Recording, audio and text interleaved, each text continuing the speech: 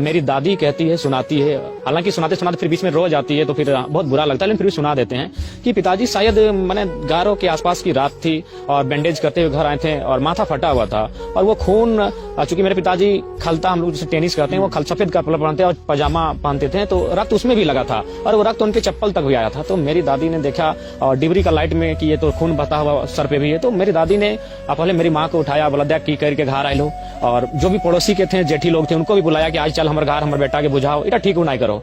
तो उन्होंने कहा, फोर्स दिया मेरी दादी ने मेरे पिताजी को कि देख झारखंड बने चाहे नहीं बने, तोरा कोनो गरज नहीं है, चाहे आरो लौक है झारखंड खातिर रखनी अलग करते। तो वहाँ चूंकि मेरी दादी भी कहती है, मेरे चाचा है वो ये कहते हैं कि पिताजी का एक ही उत्तर था, हम रहें मैं अपनी भाषा में कि माए हमें बाँचवे चाहे ना बाँचवे, झारखंड बने के चाहे विनोद बाबू का सपना है। पिता ने ये कहा कि पिताजी विनोद बाबू को मानते थे, उन्होंने एक ही लाइन कहा कि विनोद बाबू का सपना है अलग झारखंड, उठा भेवक चाहिए, हम बाँचवे चाहे ना बाँचवे। आप ये तस्वीर देख रहे हैं, जरा गौर से देखिए, ये सिर्फ एक घर की तस्वीर नहीं है, ये उस घर की है जहां माँ तो है लेकिन एक सन्नाटा भी है, एक ऐसा सन्नाटा जो बहुत कुछ कहता है पर कोई सुन नहीं पाता। ये वो माँ है जिसने अपनी खुशियां बेटों की रोटियों में बेल दी, जिसने आंचल से पसीना पोंछकर बच्चों को छांव दी जब पति नहीं रहे, तो एक ही आंचल में ममता भी थी और मजबूरी भी। बच्चों को स्कूल भेजने के लिए खुद के पैरों के चप्पल घिसे पर किसी से मदद नहीं मांगी। ये घर भले ही छोटा हो पर इसकी दीवारों में माँ के आंसुओं की नमी है। इस चूल्हे की आग में सिर्फ लकड़ी नहीं जली बल्कि माँ की जिंदगी भी धीरे धीरे राख होती गई। और फिर भी जब बच्चे आए, माँ ने मुस्कुराकर दरवाजा खोला, क्योंकि माँ को खुद के लिए कुछ नहीं चाहिए, बस इतना कि उसके बच्चे ठीक हो, खुश हो, यही काफी है। आप इस तस्वीर को देखिए, यह तस्वीर एक माँ की नहीं बल्कि एक जीती जागती देवी की है जो चुपचाप अपने घर की मिट्टी में रोज खुद को समर्पित करती है। ये कहानी है झारखंड के एक छोटे से गांव की, जहां एक बेटे ने अपने पिता का सपना और मां का संघर्ष दोनों को पूरा कर दिखाया।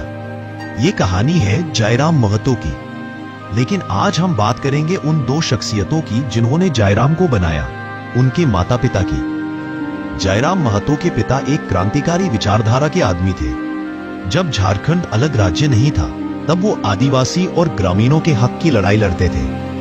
जल, जंगल, जमीन की रक्षा के लिए उन्होंने कई आंदोलन किए और इसी संघर्ष के दौरान एक दिन वो राजनीतिक शिकार बन गए। और जयराम महतो सिर्फ 2 साल के थे जब उनके सिर से पिता का साया उठ गया।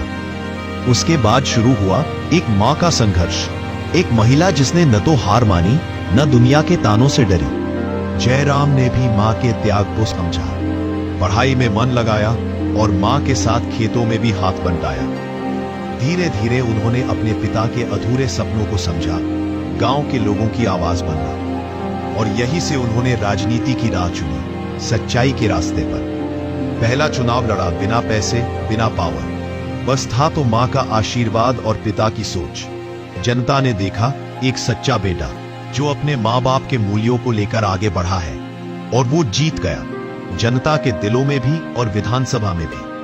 आज जयराम महतो सिर्फ एक विधायक नहीं है, वो एक आशा है उन लाखों गरीबों के लिए जो सोचते हैं कि उनके सपनों की कोई कीमत नहीं। ये कहानी बताती है, अगर माँ मजबूत हो और पिता का सपना सच्चा हो तो बेटा पहाड़ भी हिला सकता है। अगर आपको ये कहानी प्रेरणादायक लगी हो तो वीडियो को लाइक और शेयर जरूर करें, और ऐसे ही असली हीरो की कहानियों के लिए चैनल को सब्सक्राइब करना ना भूलें। जय झारखंड, जय भारत।